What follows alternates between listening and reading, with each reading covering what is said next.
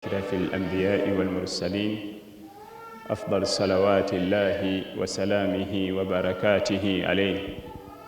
أما بعد، السلام عليكم ورحمة الله وبركاته. twebaza Allah tabaraka wa taala atusinkanyiza wano mu kitundu eky'ebugiri masjidi taqwa okubaako bye twejjukanya mu ddiini yaffe, okwongera ogitegeera biidhinihi tabaraka wa taala. Nja kwebaza abateesiteesi ba puroguramu eno abakulembeddemu otutegekera, nayebaza naawe omusomi naddala baakedde wano. Emipiira bakeera ebidongo, era wetegerera nti ab'emipiira bakeera, ttiimu y'omupiira egenda okusamba esanga bano baatudde dda 4 hours emabega nga bagirinze dda. Abazanyi b'omupiira bayingira, ensi yaweddeyo dda yonna, be basembayo. Naye ate mu ddiini yaffe abasomesa be basookawo abayizi. Twebaza baganda baffe abasalamu TV otutegekeranga programs ez'ekika kino bwe ziti, okwongera okubaako bye tuyiga mu ddiini yaffe kyekigendererwa. Obudde bwange bwe bampadde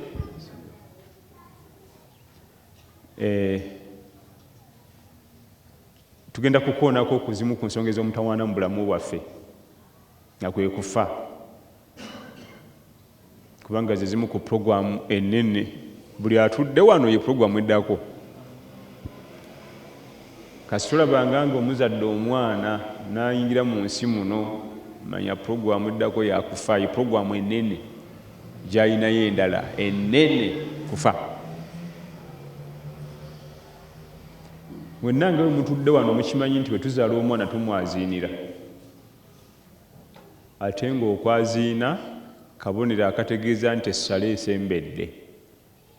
Okwaziina okwo kuba kutegeeza omwana oyo nti essala ye esembedde, ye tugenda okusaalira ey'omufu. Era kyova olaba ku ssala y'omufu tekuliko kwaziina, kubanga tuba twakumala emabega. Ekyo kitegeeza ki? Nti obudde bwe tuwangala mu nsi bwe budde obuli wakati w'okwaziina n'okumirizawo essala.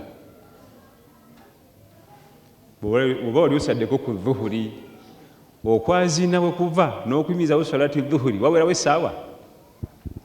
Essala zonna 5 ez'olunaku buli bwe bajaziina eba takyaweza budde bungi kugiyimirizaawo. Ekituleetera okwaziinira omwana oyo okumulaga nti wano wozze, akaseera k'ogenda okumalayo, akaseera k'ogenda okumala wano ke kali wakati w'okwaziina n'okumirizaawo essala. Kati mulegera olugezigezi n'amatanta ke kadde ako. Effujjo lyonna, obutaagala kusaala, buseegu, bukaba, bwonoonefu, kunywa njaga, tubikolera mu budakiika obwo. Essala yo bajaziina dda, eyibulako obubuuzi kusaala. Essala yo bamala dda ogikola ki? Ojaziina. Tulindayo obulinzi kuyimirirawo. Imaamu al-Ghazali atulaga nti tukwaziinira okutegeeza nti wano wozze si waliwo budde bwanvu. Essaawa yonna yonna Imaamu agamba essaawa atadiru. Naye ssebo omwana omuwala oyo mbalagavu, mwakulagira mbu ye tali ku mateeka ga Allah, ayambalanga bw'ayagala, adigidanga bw'ayagala, si ye mubalagavu. Aga nti kankujooge gwe Allah, sinze nakugamba omutonde nga ndi mubalagavu. N'alyoka ajooga abasajja abakyusanga ngoye. Ayinoono, ayinooli, oyo namuvaako kati ninoono. Kakati ayina obudde bufunda. Effujjo lyaki ng'akadde tulina kaki? Kafunda. Faqad thabata anhu sallallahu alayhi wa sallama annahu qala akthiru dhikra hadhimi ladhat almaut. Nabbi n'atugamba mu hadithi emu sallallahu alayhi wa sallama, muyitirize nnyo okujjukira akaayo ebiwooma okufa. Akthiru min dhikri hadhimi ladhat, muyitirize nnyo okujjukira akaayo ebiwooma, almaut kwe kufa. kubanga okufa abantu ng'omuntu wammwe afudde mu nnyumba eyo temuwomerwa mmere kwolwo nga munno bali wali bamugolodde akababa kasibye amannyo bagasibye mu nnyindo mulimu pamba ng'otumye enkoko n'ekyenyanja. Muyitirize nnyo okujjukira akaaya ebiwooma almaut nga kwe kufa. Lwaki Nabbi sallallahu alaihi wasallam atukubiriza nnyo okujjukira okufa? Buli olowooza ku kufa n'okulowoozaako mu birowoozo n'okujjukira ebyetaago byo mu dduniya ebyandibadde ebinene butoniwa. Buli olowooza ku kufa eyandibadde abba ssente agula ekibanja abbe banne ssente agula ekibanja obivaako. Buli olowooza ku kufa eyandibadde atta banne ssente azezze bonna bano baziveeko abaleka. Buli olowooza ku kufa ebyetaago by'ebinene eby'edduniya bufuuka butini, ate buli weerabira okufa n'obwetaago obutono olaba binene. Bw'olaba olaba nga atta banne bakoze bonna ssente bo n'abatta yazisigaze bwogo kyokka bazikoze bonna n'abajjawo n'abagulirira abatemu, kubanga bwe boosanga nga neiba we ekikomera kye kyagendako mu puloti ye fuuti egi nga bakimenyewo. Gwe fuuti emu ku kibuga kuno ogimanyi bwegula, bakimenyewo bakizeeyo eri, kubanga fuuti emu alaba takadde nalaba nga eka enamba. Naye ate omuntu alowooza ku kufa neiba we ne bwayingira fuuti 3 gate ekikomera menya kyaki mukireke fuuti 3 bwe ziri mukaki. Omuntu alowooza ku kufa n'ebinene bukola ki butoniwa, ate bwe weerabira okufa n'obutono bikola ki bigejja. Osanga omusajja nga wa booda akalabudde emmotoka ye ku luggi ne beezooba okumala essaawa ezi naye nga bakalabuddewo akantu katini, n'obayitako n'ogenda n'okola ekijjo n'odda nga bakyali awo, kubanga yeerabira okufa. Ako kokka ke bakalabudde alaba emmotoka yange ya bbeeyi bagimazeewo n'asiiba awo ne bakubira n'abasirikale. Gino kulaba saluuti zitandise okujja, saluuti zivaayo, muka yange bagikalabu. Naye alowooza ku kufa kano bajja kukakola kantu katono.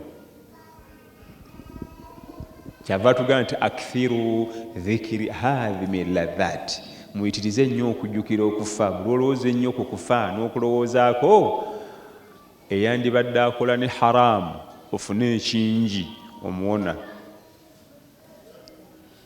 eyandibadde akola n'emisango eminene egya haramu afune maali, agule ebibanja, agule amamotoka, azimbe amayumba mu kibuga. Akthiru dhikiri hadhimi ladhaati, muyitirize nnyo okujjukira akaaya ebiwooma almaut nga kwe kufa, kubanga kubulwa okulowoozaako. Bano bonna bebalabanga ebinene ebigendererwa katono ako katono. Ekikumenyesa ekikomera kya neibawo mbu kiyingidde ewange fuuti nnamba kyekiki oyo neibawo fuuti emu nga nagira zaabwe bagenda gipaakinga mu sanda nga bakuteekayo mu ttaka timupaakingire fuuti eyo ettaka eyo agende nayo fuuti emu ng'ate oyo neibawo. Ate ng'okimanyi obusiraamu butukubiriza omuliraano okuyisa obulungi neiba. Man kana yu'minu billahi wal yawmil akhir fala yu'dhi jarahu. Omuntu yenna akkiriza Allah n'olunaku lw'enkomerero tonakuwazanga neibawo. Ekikomera mulimu seminti, mulimu leba, mulimu amatafali, bakikoone fuuti egi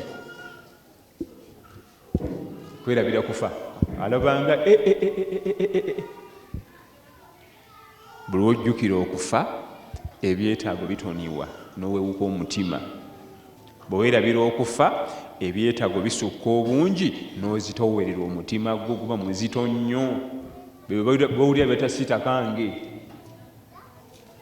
sita kaki edirisa ng'eryo mu muzikiti lyayise endabirwamu abaana baali ku by'omupiira ne lyateka endabirwamu bagala kuzizzaamu ng'alina ssente empya naye nkadde nabwa nusu 5 so yandibadde agamba nti amulekeraawo kusonda mwite omwana agiteekemu ambulire ssente naye yeegatta kufa abanaku n'asonda naffe mutima guzitowa naye ajjukira okufa aga nti eddisa liriko ejjana eryo kamba sirise mugambe omwana alisibemu andetereka bbiiru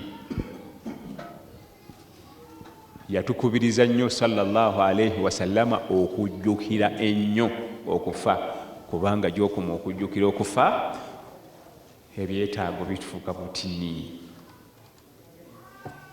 akati we baana ajja wano sirinyanga ku nnyonyi abaana balinnya ennyonyi sivuze ku mmotoka emyaka gyonna kati n'envizize omuntu ajjukira okufa ebutini kulinya ennyonyi nfunemu nti Allah alina gwagenda okubuuza ku yawma al-qiyama nti gwe lwaki tewalinnyako ku nnyonyi mu bibuuzo ebigenda okubuuzibwa ku kiyama ekyo tekirimu naye okulinnya ebbaati nga kwafuka okulinnya ebbaati era nentuka mu gino emyaka nga sirinyako ku nnyonyi tiwali buzibu tekirina buzibu nakati akthiru dhikiri hadhihi ladhaati n'atugamba mu hadithi endala sallallahu alaihi wasallama la yatamannayanna ahadukum almaut lidhurrin nazala bihi wadde nga ate atukubiriza nnyo okujjukira okufa naye ate atugaana okwegomba okufa tekakutandanga omu mummwe neyeegomba okufa olw'emisiiba gy'edduniya la yatamannayanna ahadukum almaut lidhurrin nazala bih kiri haramu mu busiraamu okwegomba okufa olw'ebizibu juzi bansiba ennyumba yange nejja omwana wange n'afa baze ne bamutta bizibu byonna biri kunzi lwaki sifa ekyo kiri haramu tokkirizibwa kwegomba kufa olw'emisiiba gy'edduniya edduniya bweto bwe yakula ebamu misiiba obwe bulamu kiri haramu okwegomba okufa gumiikiriza lwaki nabbi sallallahu alaihi wasallam atuganye okwegomba okufa buli weegomba okufa kaba kabonero akalaga nti mu ntaana gy'olaga ate yo wabi nnyo waba kubanga walungi wandibadde teweegomba kufa kambabuuza ekibuuzo omuntu yenna ng'alina bank account ng'alinako $5,000,000 oyo aba yeegomba nnyo keera okukola ayongereko ku ezo ssente era abafaanana bwe bati aba akeera nnyo ku mulimu zigende mu $6,000,000 ziyingire n'7 n'omuntu alinayo emirimu emirungi ewa Allah yeegomba kusigala wano ku dduniya ayongereko ku swala ayongereko okusiiba ayongereko okusaddaaka atalinayo wadde akalungi n'akamu eri yeyeegomba okufa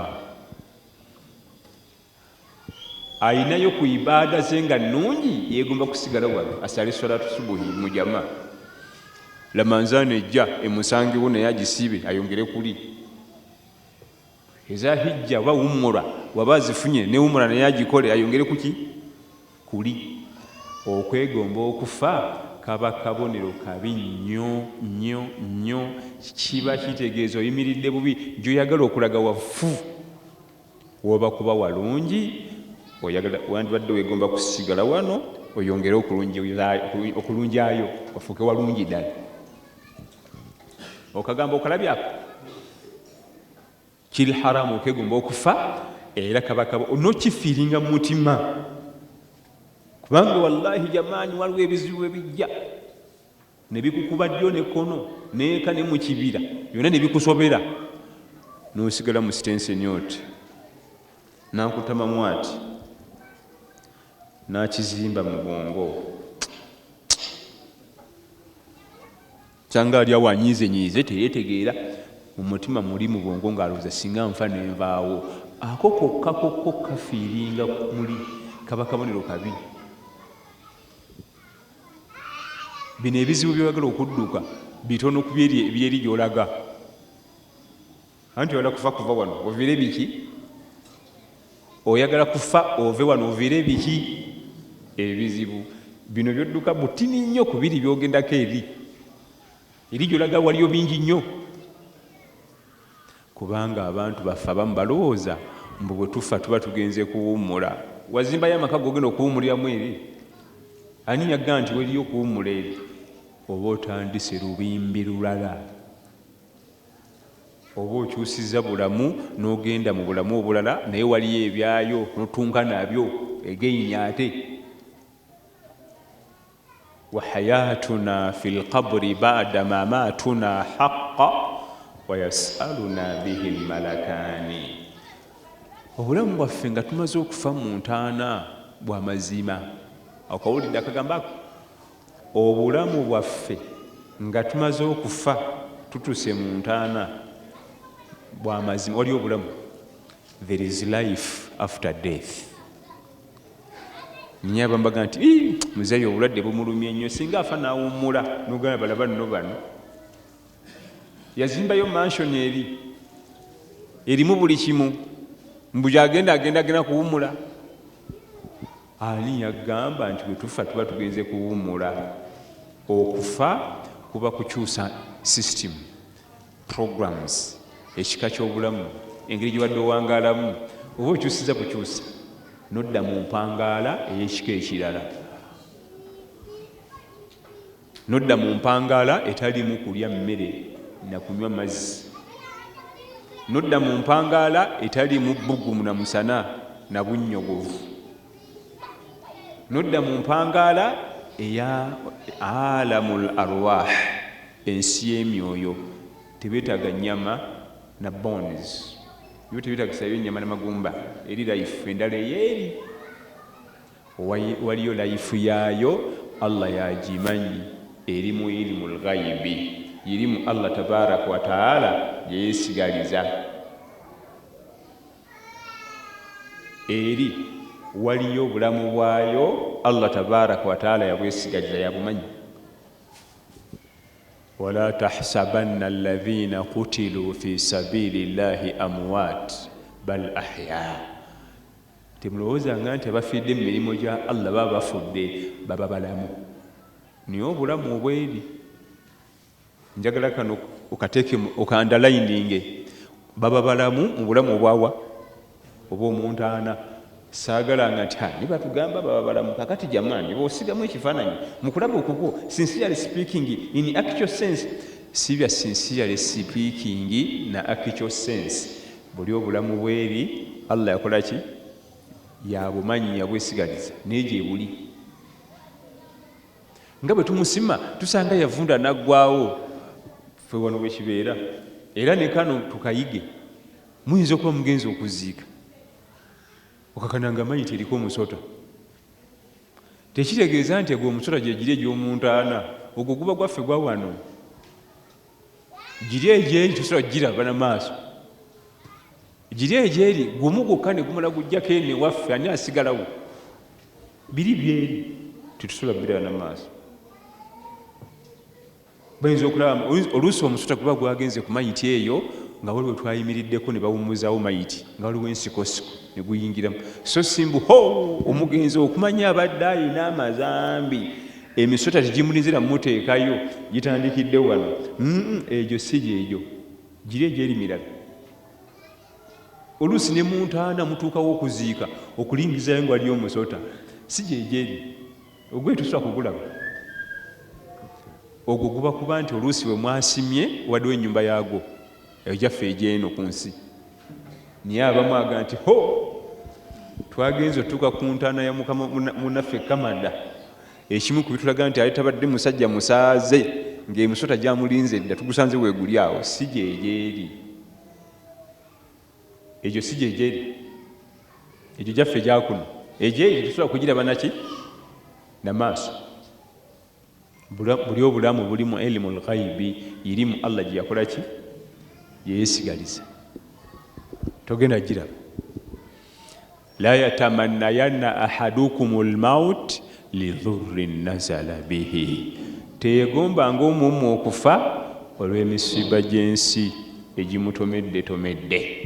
Emisiiba gy'ensi gyagumira, era emisiiba egyo bw'oba ogitidde noyagala ogende mu ntaana, gino gy'odduka gy'emitono kugiri gyoyagala ogendako gyeri mingi.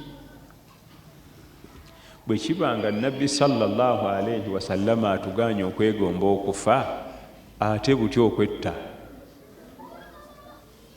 okwetta kabiri zambi nnene min alkabair, bwe emisiiba gimunyizenyize nasalawo yette, eyo zambi ddene, mazambi amanene, wettaki kiri haramu okwetta. Olaba n'okwegomba kiri haramu, ate okwetta kwennyini olw'emisiiba. Misiiba ginsusseeko, sikyalina na mugaso mu nsi kannejjewo. Era mu hadithi al-Qudus Allah atugamba nti abdin badarani binafsihi faharramtu alayhi aljanna, kasita wetta. Allah agamba nti omwana Adamu wange ayanguye okumalawo obulamu bwe, nange sigenda muwajjana. Abdi, omuddu wange, badarani binafsihi, ayanguye okugyawo omwoyo gwe, faharramtu alayhi aljanna, nange ejjana ngifudde haramu okuye. Oyo Allah yagamba bwatyo. Waliwo basahaba lumu radiyallahu anhu baali banyumya kwe munaaba omu nga mulwanyi namige, alwana anyiikira nadduka n'ataasa bali nadda eno nadda eri. Basahaba nga bamunyumyako nga Nabbi sallallahu alaihi wasallam abawulira. Nange nembeera ng'oyo alwana yamba ataasa. Nabagamba nti abange gwe munyumyako mummanyi ti musajja wa mujjana. Agamba nti oyo omusajja gwe munyumyako wa muliro. Nti omusajja bati nti oyo wa muliro, mumutunulire mujja kulaba kyembagamba. Lumu baba bali mu lutalo, n'agenda afuna ekisago mu lubuto, ekiso kyamukwata mu lubuto, obulumi nga bw'amaanyi. N'agenda wali wabbali neyeeyisaamu ekyambe mu lubuto neyetta. Bo bennyini basahaba badde ne bamugamba nti ya Rasulallah, biwatugambye tubirabye, alemeddwa okugumiikiriza obulumi, ekisago kyafunye yesse. Tyanze ne bagamba omusajja wa muliro. Okwetta kiri haramu, okwetta kabira min alkabairi, zambi mazambi amanene. Bwe kibanga n'okukirowoozaako obulowooza n'oweegomba okufa, kiri haramu, ate olwo okwemalawo. La yatamannayanna ahadukum almaut lidhurrin nazala bihi, takkirizibwa omwana Adamu okwegomba kufa olw'emisiiba. Wabula omusiraamu akkirizibwayo okwegomba okufa mu layini emu, ensonga z'eddiini. Emisiiba gy'edduniya kiri haramu okwegomba okufa, naye ku nsonga z'eddiini ate okkirizibwa okwegomba okufa. Otya? Singa olaba nga bw'onoosigalawo oyinza otandika okunafuwa mu by'eddiini, tokyasaala jjama, tokyayambala hijaabu, tokyasaala jjuma, okkirizibwa okwegomba. Naye kwegomba bwegombe si kwemalawo. Era ne Mariyamu Allah mutunyumiza mu Qur'an yagamba nti ya laitani mitu qabla hadha wa kuntu nasyan mansiya. Mariyamu mama wa Nabbi Isa alayhi salam yegombako okufa, naye yali yegomba okufa lwa nsonga za ddiini. Yali mukazi munaddiini, mukazi atya Allah, azadde omwana, omwana tategerekeka, taliiko kitaawe, agenda binnyonnyola atya. Agamba nti singa eddiini yange egenda kuswala, nga bumanyi abantu b'oku kyalo bulijjo kayita akakazi ak'eddiini, kati kayenze kalese n'omwana, ngenda bigamba baani bino? Singa nnafa dda nenvaawo nensigaza ekifaananyi kyange eky'eddiini. Mu nsonga z'eddiini naye bino ebyaffe esente zibuuza, obwavu bundi bubi, ennyumba yange eyidde, kakati omwankani wange afudde, bye kiri haramu okwegomba. La yatamannayanna ahadukum almaut lidhurrin nazala bihi, tokkirizibwa kwegomba kufa olw'obuzibu obukutuukiridde, olw'emisiiba egikutomedde n'ebifaanagana ng'ebyo. Kubanga obulamu buno bwe tulimu obw'ensi si bubwo, obulamu buno bw'olina si bubwo. Allah tabaraka wa taala yabukuwa era kyobola singa wetta akuvunaana nga tolina kugenda neyo yona yona ne gavumenti yenyini nemala ekimanya nti oyagala kwetta poliisi ekukwata kubanga nabo tebakkiriza nti bubwo waliwo omusajja ala kwesiba mungwa mu bulamu poliisi ekukima kubanga si bubwo obulamu obukozeseza bubi katukutwaye tukusibe si bubwo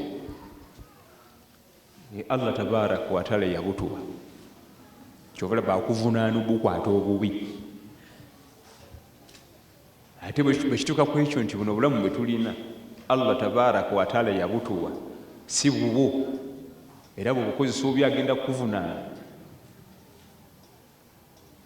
Imaamu Al-Ghazali bwatuuka ku nsonga eyo n'atunnyonnyola ti ate lwaki bwe tulwala tweraliikirira bamusanzeemu kansa n'atandika okweraliikirira. Obulamu si bubwo nnyini bwe yabutaddemu kansa kati gwe weraliikirira ki? Kansa wa Allah tabaraka wa taala n'obulamu bwa Allah tabaraka wa taala. Kati Allah akutte kansa we n'amuteeka mu bulamu bwe gwe kikweraliikiriza n'okogga n'oggwaawo kyeki? Yamanyi kansa we gyava mu bulamu bwe ne gyagenda okumalira yabimanyi byonna bimulekere. Ye Imaamu Al-Ghazali atugamba kweraliikirira ndwadde za mutima ez'omubiri tozeraliikiriranga, sukaali, puresha, ebintu bisi bibyo weraliikirira bya bwereere. HIV obulamu bwa Allah yataddemu HIV we tamanyi gye bigenda kugwera, tamanyi gye bigenda kugwera. Obulamu bwa Allah akutte sukaali ne puresha n'abiteekamu tamanyi gye bigenda kugwera, gweweraliikirira. Ye atugamba kweraliikirira galwadde ga mitima. Ezo endwadde zonna ezo tweraliikirira za bwereere. Ekisooka zituluma ku stage egi duniya yokka, naye waliyo endwadde ng'ekuluma mu duniya neekusanga mu ntaana neekuddamu neekulumirayo neeku yaumul qiyama neekuzaalira akabasa kati ng'obwenzi. Eyo ndwadde ya mutawana yaga nti ze tulina okweraliikirira ekubonyaabonya mu duniya n'osipendinga bitategerekeka, sente ne zigenda mu bitaliimu, n'omenyeka n'obonaabona ku nsonda z'ennyumba, kuki kwekweka mu buloogi, kukiya mu ntaana n'egenda ekkubya emigga emirungi, ate ku yaumul qiyama n'ekasuka mu muliro. Ezo endwadde zaatugamba ye Imaamu Al-Ghazali rahmatullahi alayhi ze tulina okweraliikirira ezigenda okukuluma mu siteegi zonna essatu. Siteegi zonna ssatu: duniya, kaburi ne akhira. Naye sukaali, puresha, olunaku lw'okutuuka lwe biwona. Oyinza okugamba nti muzeeyi waffe twamuzika nga sukaali amuluma, nakati mu ntaana kyamuluma. Muzeeyi waffe yafa kansa, kati ali eyo mu ntaana musajja watu kansa mbonyaabonya nga mugazaaki. Olunaku lwakutuuka lwe bikola ki? Lwe biwona. Naye ate obwenzi alina obbisasulira, obutaagaliza, ensaalwa, ago galwadde ga mitima. Ensaalwa, ensaalwa, ago galwadde ga mutima. Ensaalwa kirwadde kikubonyaabonya mu duniya. Omuntu alina ensaalwa nembeera ku mukolo aba munyiivu n'emmere temuwoomera. Lwaki oyo gwe wadde omuzira ne batawanze? Lwaki Haji gundi yatoledde abantu salaamu ze ne sito buli kaseera aba munyiivu n'emmere temuwoomera, omumwa guba mu nnyindo? Eyo endwadde eruma mu duniya, ekumalako emirembe mu duniya ne mu ntaana ne ku yaumul qiyama. Sukaali aluma mu duniya mwokka, mu ntaana takusangayo kubanga ne mu ntaana waliyo obulamu, ne mu ntaana waliyo obulamu. Allah yabutugambye mu Qur'an, bal ahya inda rabbihim yurzaqun. Abantu bali mu ntaana abadde nga bategeera amateeka ga Allah basigala balamu mu ntaana, era Allah bawa riziki. Bal ahya inda rabbihim yurzaqun. Naye twagambye nti obulamu bw'omu ntaana Allah yabumanyi ffe sibumanyi si bwe buno bafa wawano riziki y'omuntu ana Allah yagimanyi situgimanyi tulowooza nti ya ssente namataka na bizimbe waliyo riziki ezeeyo Allah yazimanyi naye ebyo ebirwadde eby'emitima Allah byatugenda nti fi qulubihim maradun fazadahum llahu marada waliyo abalina agalwadde mitima ate Allah n'abongerako era agalwadde agalala Allah atuwa emitima emiramu akati okweraliikirira kwonna kulina kuba kugalwadde agaluma mu duniya ne galuma mu ntaana ne galuma ne ku yaumul qiyama agalwadde gonna agaluma wano mu duniya totegana kweraliikirira agawano ku duniya wano nga lw'okutuka lwe gawona lwakuba ebyo ebigabo biri spiritual ogamba nti kansa sukaali bw'aba kutte ekere Allah yamanyi obulamu bubwe yataddemu sukaali we ne kansa we yabimanyi ebinaggwera ekyo okukikkiriza mu mutima kyetagisa obumalirivu bw'amaanyi kubanga ekituufu oliba obimugamba wano mu bigambo kiyinza okwanguwa naye practical part of it time eri practical yeriko obuzibu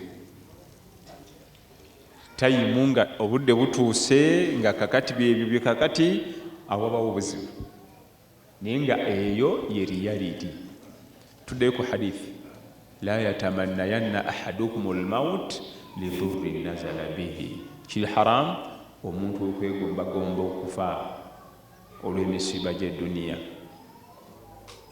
era nensiba nga kiri haramu mazambi amanene okusalawo okwemalawo olw'emisiba gino egy'edduniya kiri haramu ekikirizibwa mu katundu ako kennyini wetuleetera ennamula y'obusiraamu singa omuntu aba yeegyeewo ennamula y'obusiraamu ku muntu eyeesse yekka emabegako awo twafunye essimu ku kyalo ekimu eyo nga waliyo haaji bamusanze ku muti gw'omuyembe ng'ali ku mugwala ebeeta naye nga haaji myaka miwanvumu jjukira nti waliwo ennamula eyaffe eya bulijjo eya wano ku muntu eyesse bakusanga eyo mu nsikosiko eyo nga weesimbyemu omugwa awo wennyini wansi we basima wennyini wansi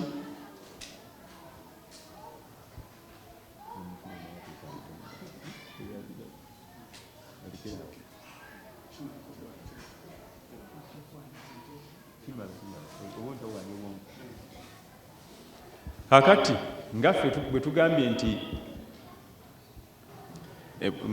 nti mu nnamula zino ezaffe eza wano omuntu aba amaze okwetta bo bagamba nti basimawa awo wansi ne balyoka bamu kibooko awo ne basalayo omugwa ne bassaako ettaka naye waliyo ennamula y'obusiraamu ku nsonga eyo ennamula y'abantu ba bulijjo ey'obusiraamu ndala ate ennamula y'obusiraamu kasitejja erina okubuutikira ezisigadde era bwegaano zibuutikira oba tonnasiramuka waman lam yahkum bima anzala Allah fa ulaika humul fasikun yenna atagala kulamusiza nnamula ya busiraamu Allah gye yassa buba bunonefu bankubidde essimu kati nga bumanyi olusi tuba bizi nesikwata kati jjukira nti bali baba basupiidi bolwagize nga aga nti kiki basime nga basima baneemulindeeko nti ffe temutuwulira ebyo nga basalayo omugwa nga manyi ti egwamu nga bassaako ettaka olwamaze ogiziika ate ffe ne tukwata essimu ne tubagamba nti mugende mumuggyeyo omukoleko emikolo gyonna egy'obusiraamu omugenzi abadde asoma ddiini ki abadde musajja musiraamu nga tusala naye ku muzikiti era atuyambye mu bintu bingi tubali tusala naye ku muzikiti era atuyambye mu bintu biki bintu bingi mugende mumuyiikuuleyo mumukoleko emikolo gyonna naye nga ekyennaku ngaebyo byonna byakoleddwa nga batabani be balaba kubanga haji adde musajja mukulu alina abatabani abakulu. Nimbabuuza nti mwe nga muli awo nga bakuba kitammwe emiggo nga mulaba tya nti munange ab'ekyalo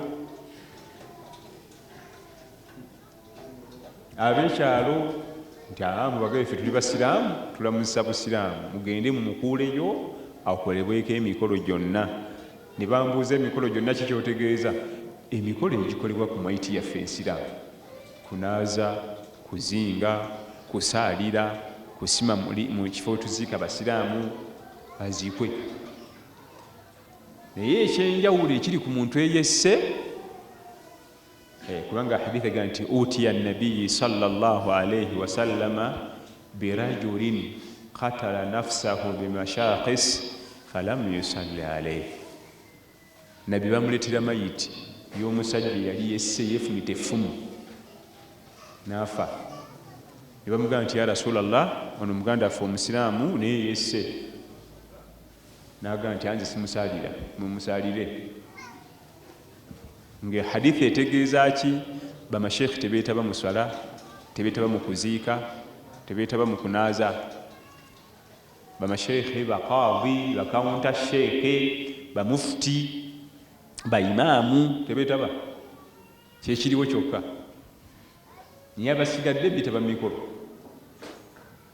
utiya nabiyi sallallahu alayhi wasallama birajulin qatala nafsahu bimashaqis falam yusalli alayhi.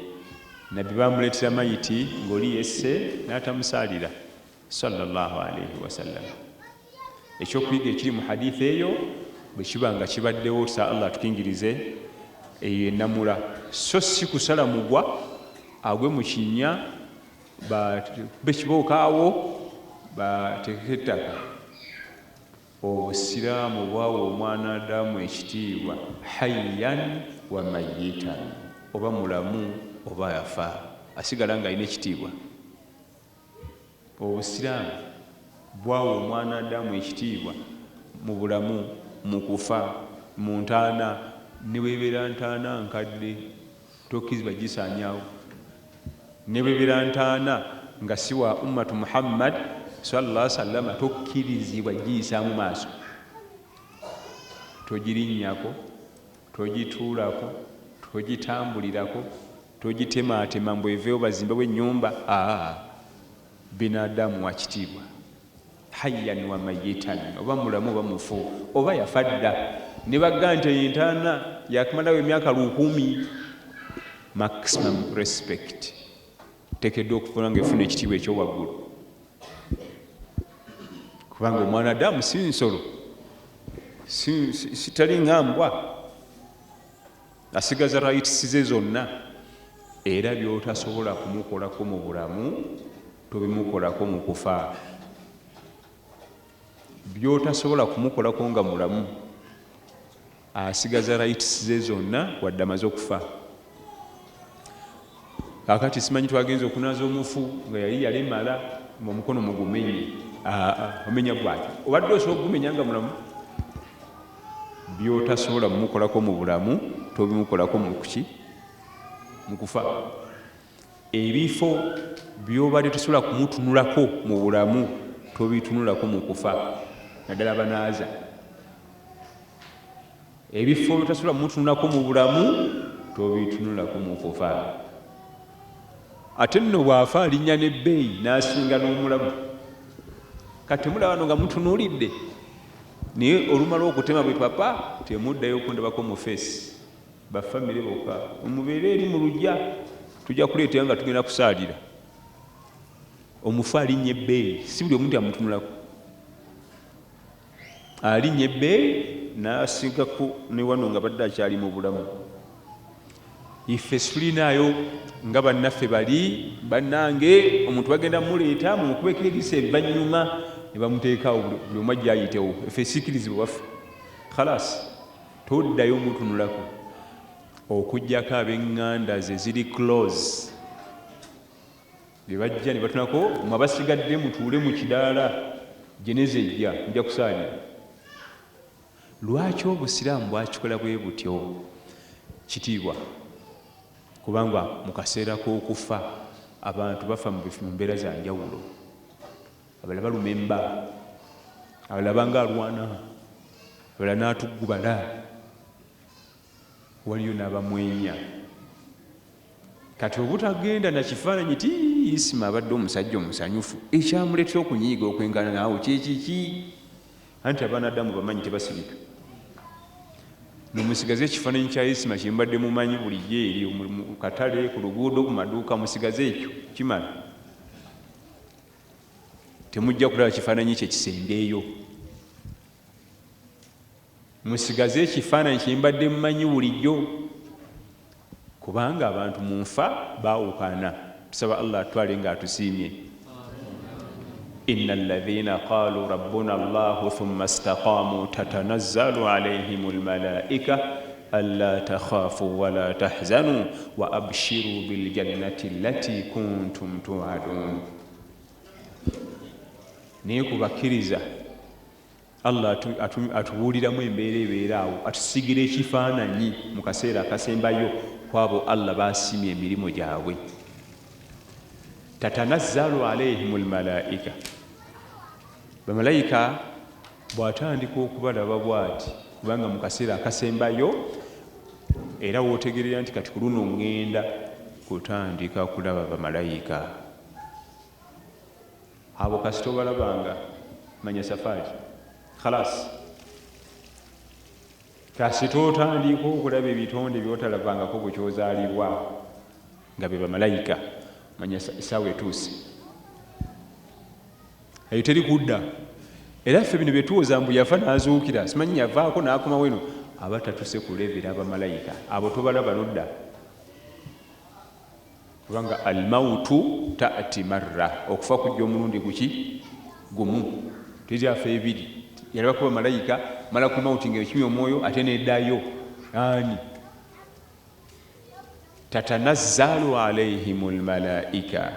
Bamalayika bwe batuuka waali, Allah abanga atubikudde ekifu nga bulijjo badde tolabanga, kati n'otandika okulaba endaba eririyo, n'otandika okulaba endaba eyannamaddala, reality, kwe kulaba bamalayika. Naye bwe batuukawo nga bwe bagenda okukolako mukkiriza, alla takhafu wala tahzanu, kye basooka okumugamba, kubanga oluba kubakuba oti amaaso, kutya. Okutya kwe kuddako, ekiddako kuba kutya. Okutya enkikwe, okutya ekibayita enkikwe kuba kutya okusussa embeera ya bulijjo. Alla takhafu wala tahzanu, bamugamba ebigambo bibiri, totya teweeraliikirira. Oluba kubako amaaso be papa, bamugambirawo nti totya teweeraliikirira. Alla takhafu wala tahzanu, ekyo kiri kubakkiriza kubanga bakimanyi olina okutya. Alla takhafu wala tahzanu, totya teweeraliikirira. Totya ki? Teweeraliikirira ki? Teweeraliikirira gy'olaga, totya gy'olaga, waterezaayo. Totya biki byolesa abaana n'omukyala bagenda kubeerawo batya, teweeraliikirira biki byolesa emabega abaana n'omukyala. Allah ajja bitwala mu maaso. Alla takhafu wala tahzanu, totya teweeraliikirira. Ebisigadde emabega byonna totya teweeraliikirira, ne gy'olaga mu maaso safaari toddamu gyeraliikirira, toddayo gyetya. Wa abshiru bil janna, Allah yakuwadde ejjana. Allah yakuwadda ejjana. Ekyo kiri kubakkiriza Allah bye yasiima emirimu. Olukuba eriiso ku malayika bwe papa, enkikwe bayakamukuba bweti ne bamugumya. Naye ebyo byakukolerera jjama, byakuteekamu nnyo, kujjumbira. Maliriza ebigambo byange nga nkutya omwoyo gwange okutya Allah tabaraka wa taala n'ogugwo, n'okubajjukiza buli kaseera okuyitiriza okusoma ilmu. Era ne neebaza basomi bannaffe be tusoma nabo irimu bulijjo ku mitimbagano, ku TV, ku Facebook, ku WhatsApp, simanyi tikiti okukona biki. kubanga tulina abayizi baffe bangi betusoma nabo, ffenna tuli bayizi, nze omuyizi asooka. Tulina abayizi baffe betusoma nabo bulijjo, abamu nga situbagananga nako. Waliwo gwe nsanze awo yena akabye bukabi maziga, musanze awo wabweru musajja wattu. Ne mubuuza okukabira ki nti badde sisuubira nti sobola okukulaba. Naye baŋŋambye oli wano nvudde Ttololo. Bwe baŋŋambye nti oli wano navudde Ttololo eggulo ne nsula wano.